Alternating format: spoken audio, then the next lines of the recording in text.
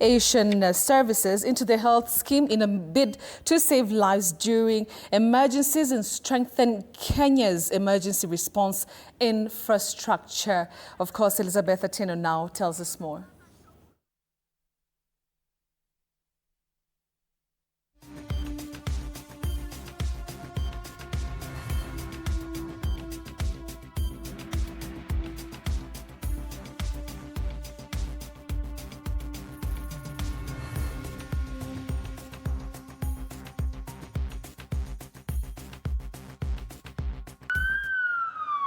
In Kenya, emergency medical services is a devolved function as per the 2010 Constitution. The services are mainly offered by hospital-based ambulance providers run by county health departments and are also complemented by some non-profit agencies like the St. John's Ambulance and the Kenya Red Cross Society, as well as some private providers. However, in most cases, patients are transferred to hospitals by private means like cars, trucks, or taxis, and some even use carts or donkeys, especially in rural areas.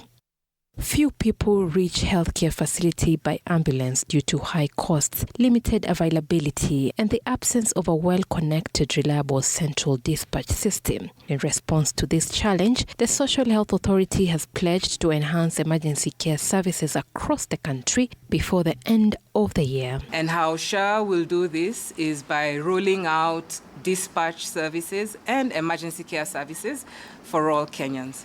We do intend to roll this out within the next 2 months, and this will be graced by His Excellency the President. According to SHA CEO Dr. Mercy Mwangangi, the Social Health Authority will pay 4,500 Kenya shillings within the first 24 hours of an emergency for all Kenyans, regardless of whether they have registered with SHA or not.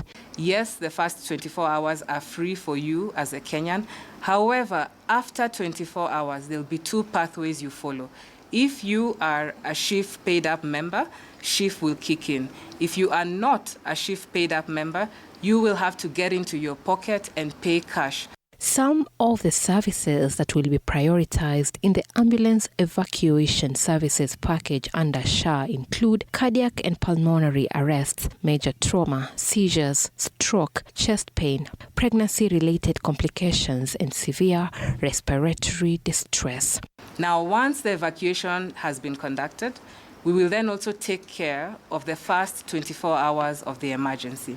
The World Health Organization recommends at least 1 ambulance per 70,000 to 100,000 people, and the ambulance are required to reach any place within 15 to 20 minutes after the distress call and transport the patient to a health facility within 20 minutes.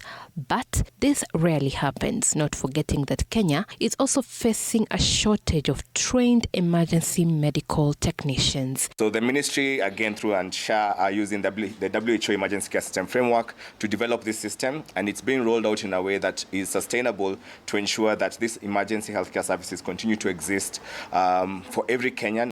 Consequently, there is a gap in coordination of national emergency care system and regulation of ambulance services. These dispatch services are not only limited to road ambulances. They will also be affected by use of water boats in counties who use water transportation. Out of the approximately 45 million deaths in low and middle income countries each year, 24.3 million are due to conditions that are potentially addressable by pre-hospital and emergency medical care. Elizabeth Atieno, TV 47, Nairobi.